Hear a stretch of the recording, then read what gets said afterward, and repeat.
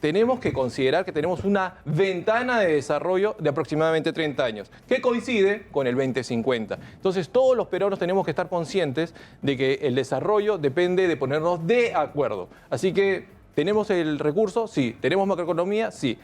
¿Qué nos falta? Ponernos de acuerdo. ¿Cuál es nuestro proyecto como país? Y ahí entra Iofiani Peirano, que está sentado acá con nosotros, presidente del Centro Nacional de Planeamiento Estratégico, CEPLAN.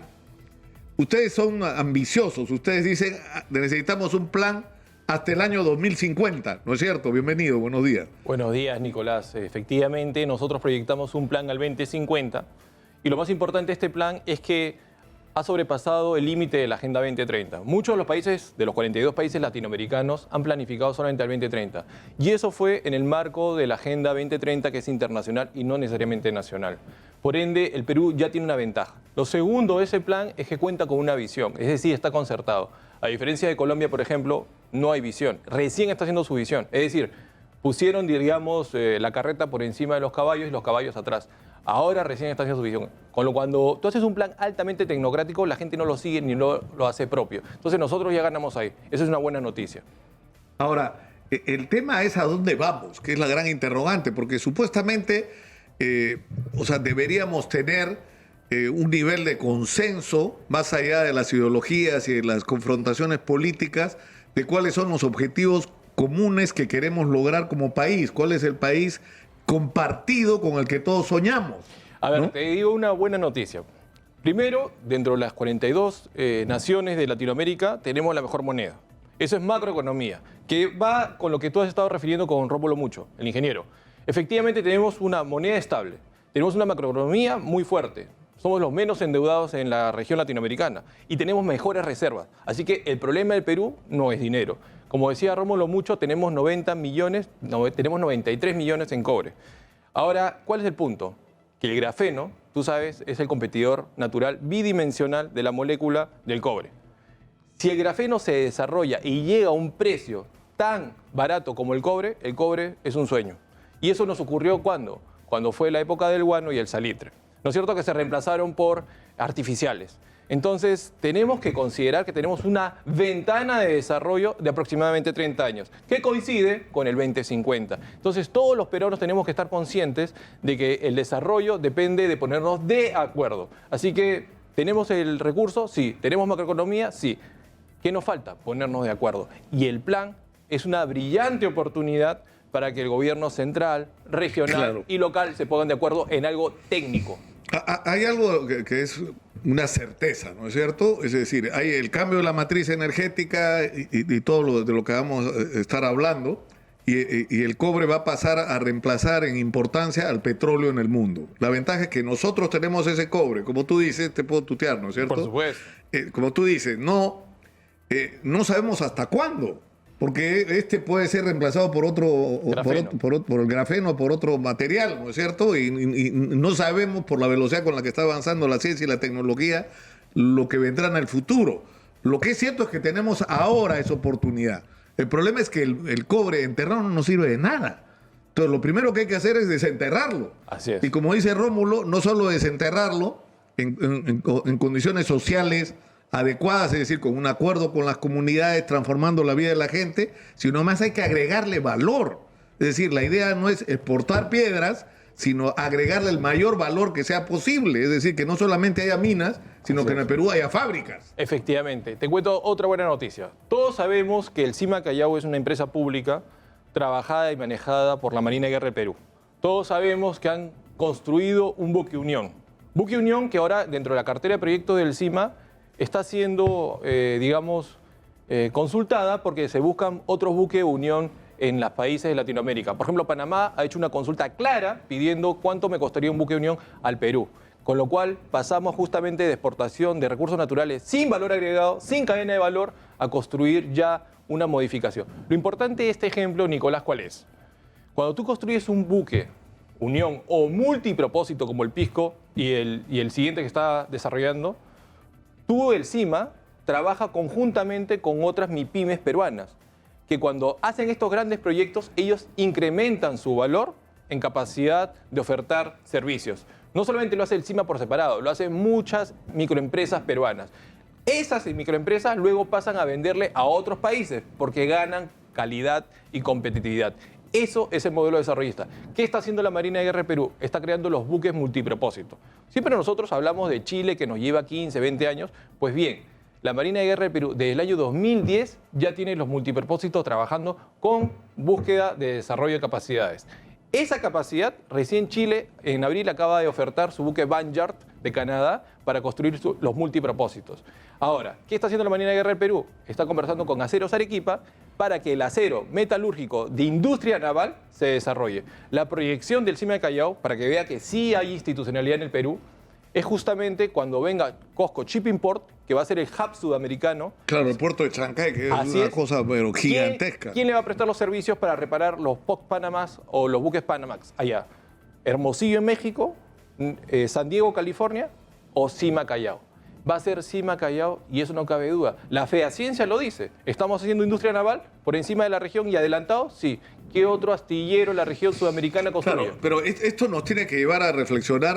Yo lo tengo grabado, como si hubiera sido ayer, el día que presentamos a Enrique Fernández Chacón, que fue candidato, ¿no es cierto?, en las elecciones se presentaba como obrero de la industria automotriz jubilado. Entonces la gente decía, oye, ¿qué industria? ¿De qué está hablando este hombre? Es que en el Perú había industria automotriz, que empezó como empezó la industria automotriz en Corea. Es decir, tú tenías las cajas CKD donde venían los motores y las piezas más complejas, pero la carrocería y las autopartes se hacían en el Perú. Es decir, era el comienzo de una industria. Así es. ¿No? Porque lo que hacías era ensamblaje, pero para ensamblar el vehículo importaban la caja CKD que digo, pero había montones de piezas, de vidrios, de llantas, es decir, biseles, de lucecitas, de cables, todo eso se hacía en el Perú. Había una tremenda industria de la autoparte, como se llamaba. Efectivamente. Ahora, si eso hubiera continuado, hoy, seguramente asociado con una de las grandes corporaciones automovilísticas del mundo, el Perú sería un gran productor y exportador de vehículos para toda América Latina. Y estamos trayendo los carros de Corea. Es una cosa increíble que cuando nosotros empezamos ellos todavía no habían comenzado. Efectivamente, para el desarrollo de una nación y un país hay que tener referencias de transferencia tecnológica. Y Corea ha tenido toda la transferencia tecnológica de Estados Unidos. Ese factor no ocurrió en el Perú. Como tú bien dices, en la década del 60, 70 teníamos las ensambladoras, pero vino luego la crisis de la deuda externa y la crisis de la moneda, que se triplicó, con lo cual no podíamos importar esa tecnología. Hoy por hoy, Nicolás, solamente hay 1.022 productos peruanos que no tienen densidad de exportación, es decir, que no tienen competitividad. No podemos inventar la pólvora en el sentido de entrar a una industria automotriz, claro, porque ya la ganó China. Ya nos ganaron. Efectivamente. Ahora, pero la pregunta es, ¿qué pasa con el fenómeno que está ocurriendo ahora? Que lo que decía Rómulo. Es decir, si hablamos de nosotros tenemos cobre, tenemos plata, tenemos oro, tenemos, ¿no es cierto?, el litio, que está recién en un proceso, ¿no? ¿Hasta dónde podemos llegar en agregarle valor? Es decir, en algún momento, no sé si Rafael López Aliaga, quién fue el que decía, no debemos limitarnos a sacar el litio, hay que producir baterías de litio e incluso plantearle a alguna corporación internacional. O sea, Chevrolet está produciendo sus vehículos eléctricos en China. Así es. Pero nosotros tenemos la materia prima para hacer esos vehículos. Porque se simplifica, el vehículo eléctrico es mucho más simple. Así es. Claro, el vehículo, el motor mecánico tiene 475 piezas y el eléctrico solamente tiene unas 87. Esa es la verdad. Pero como tú bien dices, nosotros tenemos que aprovechar nuestros recursos. Y la Marina de Guerra ya está asociado con el tema de los puertos. Claro. Y va a generar una industria naval, que es industria pesada. Cuando esa industria naval pesada se desarrolla, retroalimenta a su vez a toda la cadena de valor de todas las microempresas. Cuando hablamos, por ejemplo, del Perú, el Perú lo tiene todo, Nicolás. Por ejemplo, Rómulo mucho ha hablado de que tenemos 90 millones de toneladas de cobre. Tenemos cobre, plata. ¿Por qué? Porque somos uno de los países más ricos del mundo. Somos el sexto megadiverso sobre la medición terrestre. Pero nuestro mar, Nicolás, ¿nuestro mar no es el más rico del mundo acaso, con las reservas ictiológicas más ricas del mundo? Sí. Si nosotros midiéramos solamente el mar con la posibilidad terrestre, no tengo ninguna duda, y lo digo en verdad sin ningún chauvinismo, que seríamos los más megadiversos del mundo. Entonces, el problema de Perú no es macroeconómico, tenemos más dinero ahorita que en toda la región. El problema del Perú no es megadiversidad, tenemos todos los recursos. ¿El problema de Perú cuál es? Hay que hablarlo.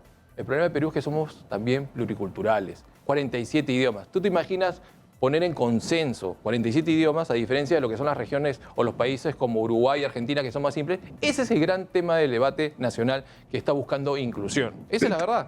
Tenemos que ir a la pausa y yo quisiera regresar para que nos digas, por favor, cuáles crees tú o cuáles crees que son ustedes las líneas de acción. O sea, tú dices, tenemos los recursos, tenemos dinero, tenemos, pese a todo el desmadre político, estabilidad macroeconómica. Bueno, ¿qué es lo que hay que hacer? ¿Hacia dónde hay que dirigirnos? ¿Cuáles deberían ser nuestros objetivos comunes? De eso hablemos, por favor, tras la pausa. Con nosotros Yofiani, que le digo que habría que simplificar su nombre, Gio Peirano, le vamos a decir de ahora en adelante, presidente del Centro Nacional de Planeamiento Estratégico, que en un país donde se ha perdido la costumbre de pensar y de planear, en el país de las improvisaciones, en el país de la ineficiencia y lamentablemente de la corrupción, hay gente que está pensando.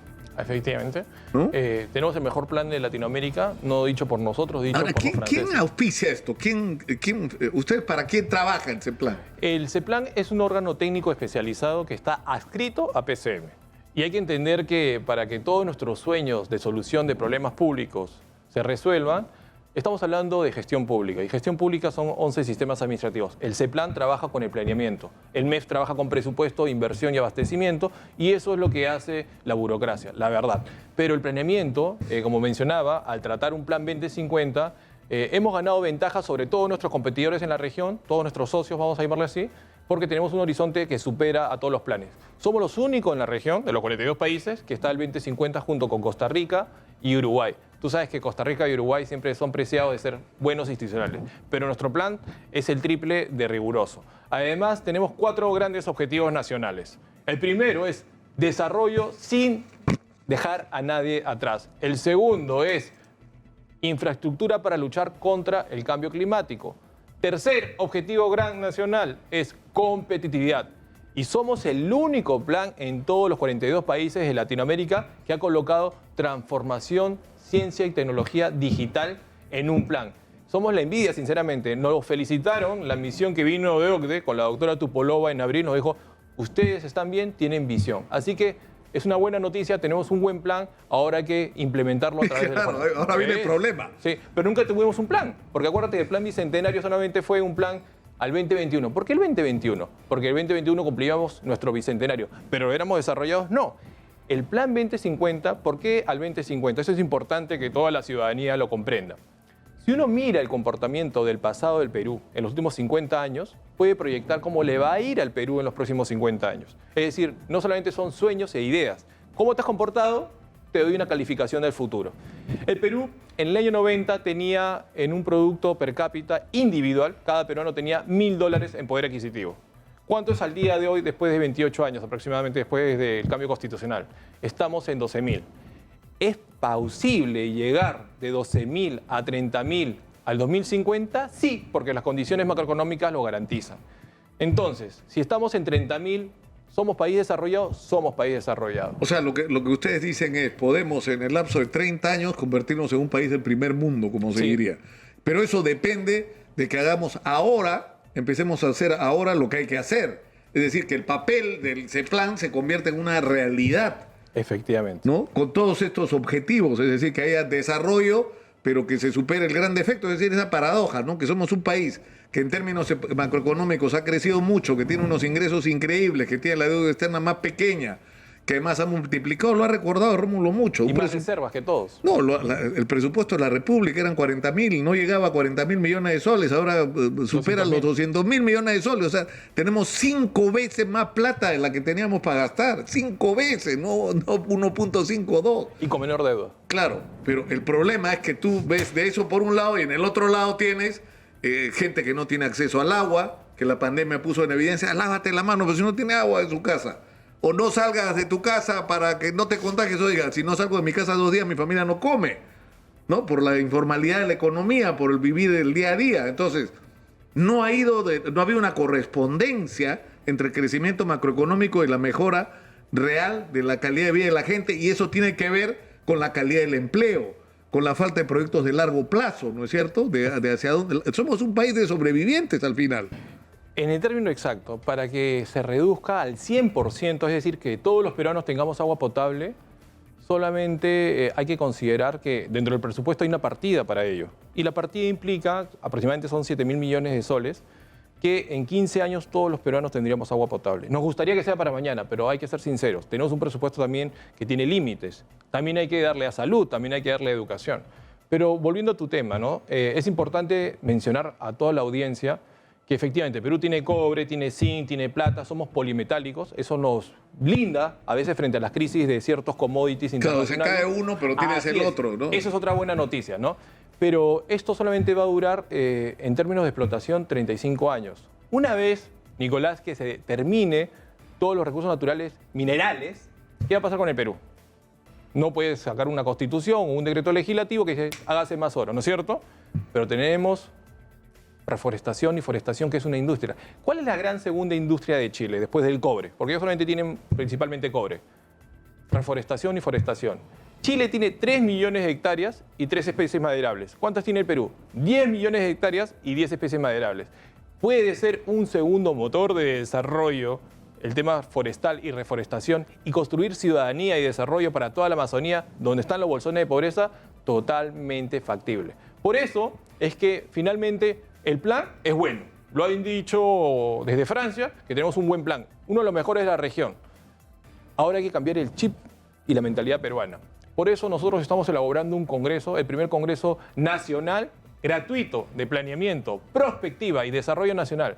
Tenemos 40 invitados nacionales, Sociedad Nacional de Industria, Perú Cámaras, el presidente de la ANGR, Asamblea Nacional de Gobiernos Regionales, de AMPE, que es la Asociación de Municipalidades, Remurpe, están todos los actores, está la academia, está el sector público, están los viceministros, están todos. Y tenemos los 20 mejores internacionales del mundo. Está viniendo Jerome Glenn, que es el número 1 de Estados Unidos, la número 1 de Finlandia. Tú sabes que Finlandia es la que mejor en el mundo trabaja prospectiva. El número 1 de Europa continental de España, ¿no es cierto? Entonces, y es gratuito. ¿Por qué es importante un congreso? Para socializar el plan. Pero segundo, para cambiar la mentalidad del funcionario de planeamiento que ayude a desarrollar.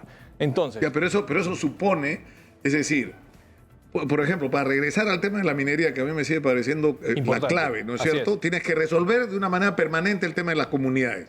Y lo que está proponiendo De Soto con la gente de la comunidad de Huancuiro me parece espectacular. Ya, yo estoy sobre el territorio, ya la concesión la entregaron a cualquiera, porque acá las concesiones poco menos que se han regalado. No todo el Perú minero ya está concesionado y habría que averiguar alguna vez cómo se hizo. Pero tú tienes a las comunidades que son propietarias y hay permanentes disputas y tiras y aflojas y se vuelve otra vez al comienzo y a renegociar. Tienes que hacer...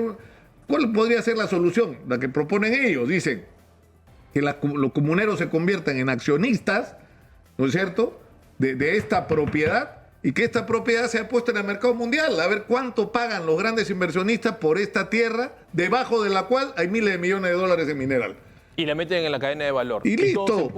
Y uno será proveedor, porque vas a ser millonarios, alguna gente se indigna. Estos cholos los vas a hacer millonarios. Por supuesto que sí, señor. Eso es lo que necesitamos. ¿No es cierto? Más millonarios en el Perú que vienen de ahí. Entonces, ¿y qué va a hacer esa gente? Algunos prestarán servicios, como está pasando en Fuerabamba, ¿no es cierto?, a la propia operación minera. Otros se dedicarán a la agricultura de exportación. Otros se dedicarán a prestar servicios de otra naturaleza. Agropecuario, por ejemplo. Otros decidirán irse e involucrarse en proyectos turísticos o no sé, pero ya es la decisión de ellos, porque van a ser gente rica. Efectivamente. Y qué bueno que sean ricos. Pero el otro tema es el de la eficiencia del aparato del Estado. Ahí tenemos una buena noticia que informarte. ¿No? Es decir, tenemos un aparato del Estado donde la dedocracia reemplaza la meritocracia y donde la ineficiencia es la que reina en un clima de increíble corrupción. Correcto. Parte para reducir la corrupción es que tú tengas estabilidad en tu puesto. Porque si tú no tienes estabilidad en tu puesto, ¿qué dices? Chapo lo máximo que puedo porque sé que me voy mañana, ¿no es cierto? Ese es el gran incentivo que tiene la corrupción en la burocracia institucional del Estado. Lo que nosotros tenemos que hacer es darle estabilidad. Por eso que el CEPLAN está buscando la certificación de todos los planificadores. Sabemos, Nicolás, que ahora tenemos nuevas autoridades que van a llegar el 1 de enero. ¿Esas autoridades tienen la buena voluntad? Sí la tienen, pero ¿tienen la capacidad? ¿Tienen experiencia? No todos tienen experiencia. Entonces ahí va a haber un problema. Por eso que el Congreso es una suerte de capacitación para todas las autoridades y para todo el sistema de planeamiento, que reduce... El Congreso que está organizando ese plan. Que es gratuito y que tiene, mira, en la historia del Perú nunca ha habido un Congreso con 16.000 inscritos. El CEPLAN ha logrado un Congreso con 16.000 inscritos.